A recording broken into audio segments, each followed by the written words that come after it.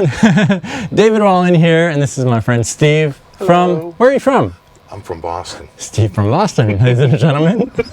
We're going to talk about that a little bit. I have a few questions. Yeah, okay. Yeah, absolutely. But before we do that, can you just, like, in a few words, tell the audience who don't know you what your channel's about, how long you've been doing it, what do you do on there? That's a great question. I've been soul-searching that answer myself for several years now. I know. You know, as anything, it started out as fun and just joking around. Then it sort of morphed into more like gear reviews. Though I have to admit, in the last like 12 to 24 months, I've been getting a little bit more down on the gear reviews because it's just, you know, there's only so much you can talk about and so many specs. It's, you know, it just starts to become like two talking heads and a bunch of, in a spec list. Yeah. So I want to focus more on the music, which is why I'm so glad we had that little jam. Yeah. Because I'm trying to focus more on the musical side of it and less on the technical side of it. Yeah, you know, I find it to be a hard balance because as a musician, I'm sure you're the same. I've got different interests. Like I like to teach, I like to compose. I like gear to some extent. Right. I'm not a gearhead, but I like it to some extent. And so, you know, maybe I'm in a phase where I'm going to review some stuff because I'm into that phase. And so new followers come in expecting that kind of content. Right.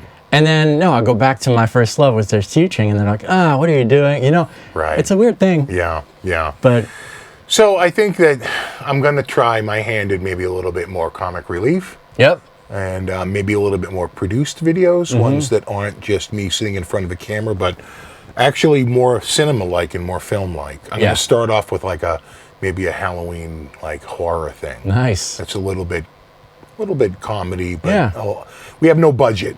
Yeah. So it's all about, and then turning and it's like something super scary and like a stab, like a string stab or something to make it, you know, to accent that you should be scared now. Right. Yeah, no, that's cool. You didn't get the message. I think it's important to have fun and just keep not getting too locked into a grindy job. And I think that one of the things that appeals to me about doing is using music as a way to coax emotion. Yeah. Which has been used in movies forever. Absolutely. You know, and you can see the same footage with a sinister backing track and a very lighthearted backing track and take two completely different vibes away from it. Yes, I love that. I know. Yeah. Just goes to show you the power of music. You're right, exactly. It is so powerful. To evoke emotion. Yes. Right. And if, which in a way tells me we, as musicians, we have a responsibility because that power can be used in so many different ways. It has, like, if you look at past historical events, like, music has been used to trigger, you know, sometimes bad emotions in people. And so looking your way, Nickelback. Right. I didn't want to mention that. No, you know what? I feel bad for Nickelback, and I'll tell you why. They were the last rock band. Yeah. And when you're the last of anything, you face the brunt of the change. That's very true. And they were the last big rock band, and when you're ever the last of something, you become a parody of it. Yeah. I think that's what happened. And sadly, that's what happened to them. Yeah. And, you know, it's just, unfortunately, human nature. Yeah, to rag on that which was now deemed as old. Yeah. And rock is, I hate to say it, has been deemed old from what I can see in terms of radio. Yeah. Now, let's see if Greta Van Fleet can bring it all back for everybody. Yeah. You know, here comes a rock band that comes back and actually has some buzz out there. But that's the first rock band I've heard out there in a while that's actually made it to, like, mainstream America. Yeah. Whereas, you know, everything else is sort of, you know, just a little bit under the surface. You know, I mean, it's out there. Yeah. And there's no doubt there's fans, but it's more of a niche market versus, like, you know, you're not seeing these bands on, you know, SNL or, you know, any of the night shows. It tends to be more pop, more rap, and actually more country. Yeah. I see on those There's shows. a lot of country influence. An alternative. I'm like, who's this band? It's like, you know, it's just like YouTube, right? You look and you see some YouTube, you know, channel, and they've got so many subscribers, and you're like, how long have you been around? Never heard of it. 10 years? How have I not? I know. Right? How did you get past my radar? It's funny how it happens. Yeah. We're just in an age where information travels so fast. Right. And there's so much information. There's so much. Right. You're absolutely right. Yeah. No, I know. Because how long have you been at the YouTube thing? You know, I pretty much started in 2010, but I probably didn't start uploading more regularly until like 2011 or 2012. Okay. Yeah. You know. Yeah, that sounds about right. Kind of like me. Yeah. More or less. Yeah. I know that, I mean, I've watched your stuff for a while, but when I really started to get to follow you and get to know you as a YouTuber was, here it comes. right, yeah, here it comes. You know what I mean? I want to go with this. So, no, this is actually funny. A while back, I did some work for Overloud. So TH3, the software. Right. I've been using TH2 for a while. I'm going to apologize right up front for this. No, but you know what? This was absolutely right. And it was not mean at all. It was great. Yeah. So here's the deal. TH3 came out and Overloud reached out to me because I did some work with TH2. But as some of you know, I'm not the tweaker kind of guy. I don't enjoy creating presets. That's why I just use factory presets. Not only do I don't, it's not just that I don't enjoy it, but I think I don't enjoy it because I don't know what I'm doing. So with the knowledge, I probably would get into it more. But anyways, I was contracted to create like something like 40, 60 presets for the release of TH3, and which were great presets except for one problem.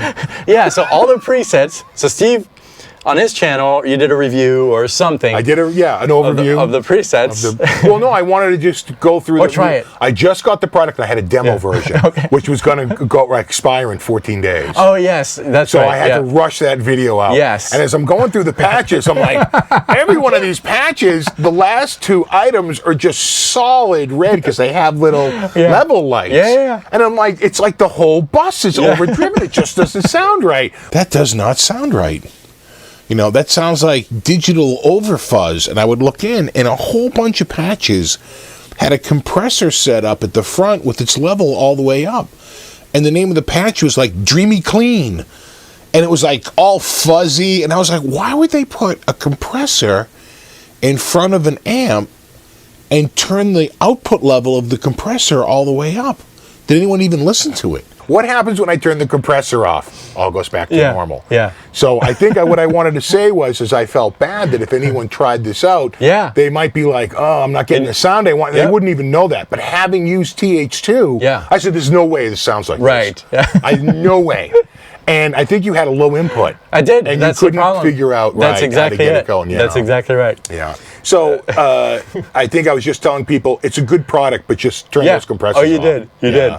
But we did, like, Steve didn't notice me, like, my name was not on there. Hopefully not, I don't know. Yeah, no, it wasn't. I didn't know it was you. But you said I didn't know it was you. You outed yourself when you left the comment, which you quickly deleted. Oh, I did? That was almost like a direct message to me. Really sorry, dude. And I went to write back, and it was gone. Really? Yeah. Oh, no. So I knew it through email, but I didn't know it when I went to the page. It was suddenly gone. But said, I got the message. You did say that Overloud the TH3 was a great product, but someone who created presets needs to be fired really quick. Oh. And you were right. I mean, you were right. I didn't know what I was doing. I am sorry. No. I think. Did they fire you? It was just contract. They already it was a contract, me. right? No, so the contract just went. And they're super nice guys because I reached out to them and I said, hey, look at this guy. I think he's right. Try it. Right. Sure enough. It was my, whatever I was using for an input. It wasn't set right. It wasn't set right. And so I compensated with the compressor or whatever. Yeah, right. And just turn the level up so you could get a good, strong level through the system. Exactly. Yeah. Makes sense. That said, it's a great product. I still use it from time to time. And, it's my favorite product. It's really good. Oh, yeah. And not to... Well, this video won't go out late. They're having a huge sale this week. It went from $299 to like $139. Nice. It's their lowest price ever. Wow. So I mean, this isn't a sale. We didn't. Right. You know them. I don't even know these guys. I've done videos on that product for like 10 years. I've never heard from them. Yep. But I did get an email. I'm on their mailing list. And I got an email this morning saying it was on sale. By the time this video goes out, the sale will probably be over. Will, yeah. But if you can get it for that price, that's about as good as you're going to get for TH3. It is and that product is a monster product. Yep. You know, not to be a sales pitch for TH3, but I do genuinely use it. Mm-hmm. Yeah, I know you do. Yeah. Yeah, it's good. But anyways, that was the first encounter. Yeah. In a way online. Yeah. But it's all good. Then we friended each other. Oh yeah. Met at GuitCon last year. And we ended up falling in love. Right. And we we've got big plans. Hence this video. Yeah. And we talked it's kind of, the GuitCon is cool because you get to meet these people and you get to meet the real people. Like we had talked about kids yesterday. Yeah. Raising kids and stuff like everyday life. Yeah. And it's just one of those things where we're both musicians, we're also both dads. Right. And we have, common problems with both music and kids. Exactly, yeah. Right? So we talk about everything. Yeah, you know? it's kind of fun to see behind the scenes, because on video, you just see the part of us who wants to do a video, but there's all the rest. Right. It's great. Tell me a little bit about your guitar journey, when you started, what got you to get started on this? Okay, so when I was little, we had a show on TV, I'm dating myself here, called Hee Haw. Okay. It was a country show, and they had a guy named, oh God, it's on the tip of my tongue, not Roy Clark. Okay. Right, Roy Clark. And so Roy Clark was this amazing guitar player. And I just, there was something about that guy. He's like the guy you wish was your dad, because he was like this big jolly guy, and he could just play guitar. And I quickly realized that not everyone could play a musical instrument. Like, everyone could go and throw a baseball. I could watch baseball, and everyone could throw a baseball, but not everybody could play a guitar. Right. And it just became really interesting to me that it was a skill that not everybody had. And I didn't really think much about it until my sister had a little accident. She was fine, but she stayed one night in the hospital. Okay. And just for observation, right? Yeah. And my dad brought her home an acoustic guitar for the next day from when she got back from the hospital. And I like walked around with that guitar, 6 years old. And I walked around with that guitar until she got home, and then I didn't even want to give her the guitar. I really, I just wanted that guitar so bad. And when the fall came, they got us lessons. They hired a teacher to come to the house. We paid him $4 for a half hour. Nice. And he drove to the house for that $4. Wow. And how times have changed. Times have changed, yeah. And or it was a really bad teacher. I did that for 4 years. We went through the Mel Bay books 1 and 2. We're probably getting into Mel Bay 3 right around that time. And, I started when I was 6. My dad bought me an electric when I was 8. My first amp was a little Supro. And, it was just okay. I don't really remember much from that era other than, he was a pretty tough teacher. And I look back through the book. There's a lot of very mean comments in it. Really? In fact, once he wrote awful in all caps, and he underscored it a couple of times, and he put a couple of exclamations after it. And according to the date, I was 9. Wow. So, yeah, times have changed. Oh yeah. Yeah. So I did that, and then my very very last lesson. The second to last lesson, right? This is the spring of '76. I'm 10 years old. He comes in, he goes, "This week, you just got to do one thing. I want you to go." Right then. Yeah. Then.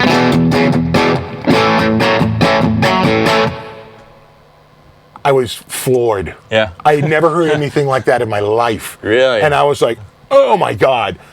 When he came the next week, my mother said, "I've never seen him practice more than this week." Wow. In all the 4 years you've given him lessons, this week he practiced. You couldn't stop him playing that riff all week. He shows up the next week. I go. He launches into some big blues solo, and I am in heaven. Last lesson. Wow. Now he leaves, and I'm looking forward to the fall, and he never came back. So all the prior lessons, what kind of lessons were they? Was it okay. It's like, really?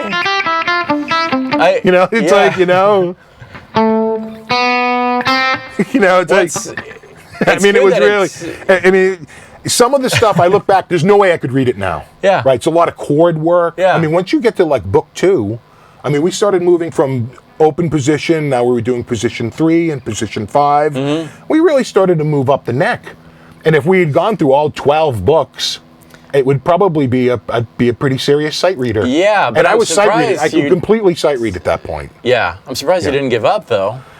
At that time. I did. So I gave up when he didn't come back. I sort of played a little bit, but not really. And then the next summer, I joined baseball, and I did the baseball thing, and I didn't play guitar. And then the next year we moved, and I wasn't sure. And then about a year after we moved in, I met a kid who had a Honda Les Paul an MXR Distortion Plus, and a crate amp that was literally the old one that was in an old crate, right? The first gen crate amp. And I was like, wow, this is pretty amazing. This is good. This is interesting. Yep. And I suddenly wanted to play again. And I did. I picked it back up again at 14, and I want to say my first riff was probably right. I mean, that was sort of the first foray into picking it back up again, and then I got a lot more serious. I started taking more lessons. Yeah. When I was in high school, between my junior and senior years, I went to Berkeley for a summer semester, and then I wound up not going to. I was going to go to Berkeley, and I wound up just going to regular college and just doing that. Yeah. It's cool. Yeah, and then I really didn't get back into it until YouTube. Okay, really? Yeah. And now, I mean, is most of your playing done because of YouTube? So that's what you're saying, so right? I did work in a music store for 10 years. Oh, okay. You know, Yeah. so you That play helps. a lot there. That's probably my best chops was when I was in a Yeah. music store. You know, I had a guitar slung over my shoulder for 4 hours, 5 hours Yep. a day. Yeah. You know, and the rest, you know, puttering around the store or whatever. But we got to play our guitars. We could bring our instruments and play them around the store. And, you know, they were pretty good about it. So that's right. You know, and all the teachers there, I was always getting little lessons, and customers would come in and I'd pick up little things. You learn a lot just by talking to people about it. Yeah. You get new ideas, and then you try to develop it on your own. Oh, guys would come in, country players. I never saw that. You know, I'm doing all Van Halen and stuff. Then a guy would come in with country and a real country shredder, and you're like, wow, that's actually pretty difficult. That's you're right. You have a newfound respect for it, because you hear it, but you don't put it together, and then you see it in front of you in action. You're like, wow, that's actually pretty amazing. Yeah, I think there's a lot to learn from styles we wouldn't necessarily gravitate towards. And if you just look at it in a different approach, different eye, maybe you'll learn a picking thing. Or So how old were you when you started? I was, I think I was 15. Okay, so that's a little late. It is. Well, no, 15 was my first electro guitar. Okay.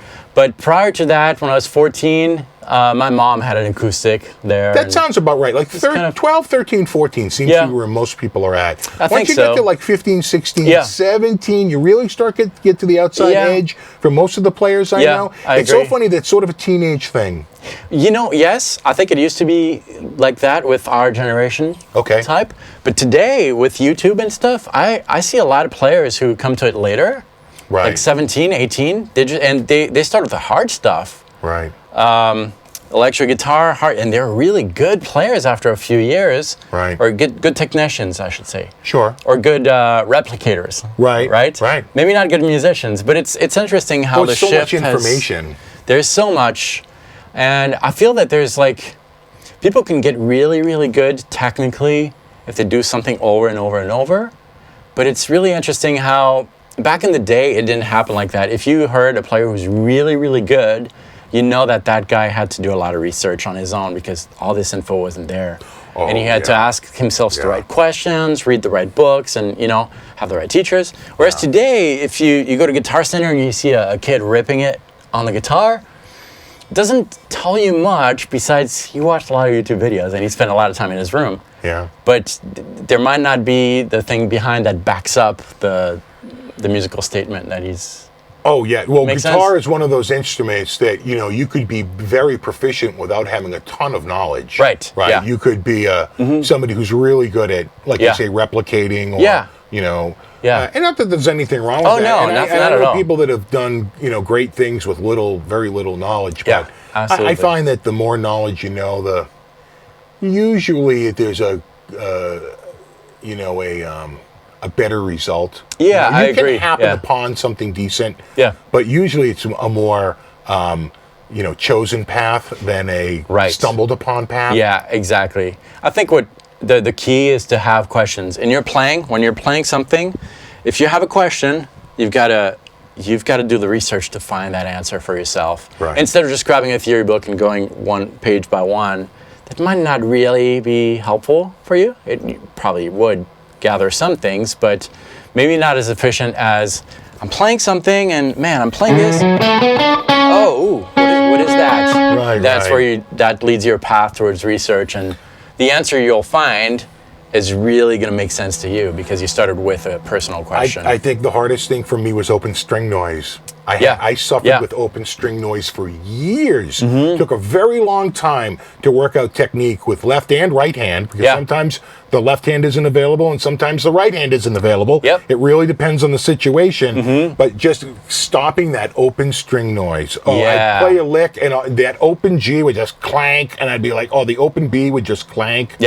And there was nothing I could do about it, except try and figure out what was going wrong and how to solve. And on my own, it took a long time. Now I might just use a GoPro and 240 frames per second, and just slow it down and see exactly where it's going wrong.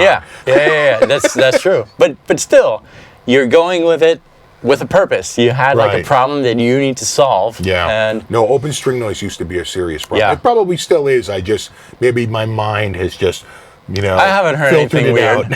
So no, I think you're good. Okay. But yeah, it takes like the mind of a researcher almost, which is kind of cool.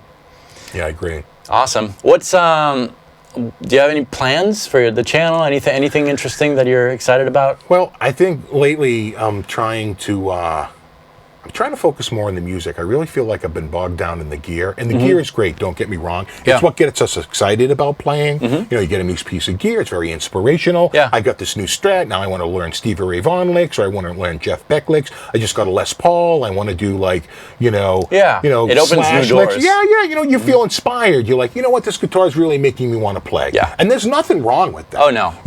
But if you're spending 8 hours a day shopping for your next guitar, and 1 hour a day, actually practicing, then you might have your priorities, out of whack. But for the most part, I try to focus my channel on gear, but I want to move more towards music. I used to do more with music, but the copyright stuff was starting to get to me, where I would do a cover and I would get shut down. And so lately I got like Ableton, to try and do backing tracks. I have Easy Keys and Easy Drummer, just to be able to quickly put together a backing track and just be able to play over it. I find that that's the best way to really learn how to improv, is just come up with a set of chords, and then the great thing about Easy Keys is that I can make it more and more out, right? I can tell the computer, make these chords even more out there as they go through, and it will. And it will. And now I have new notes I have to discover, because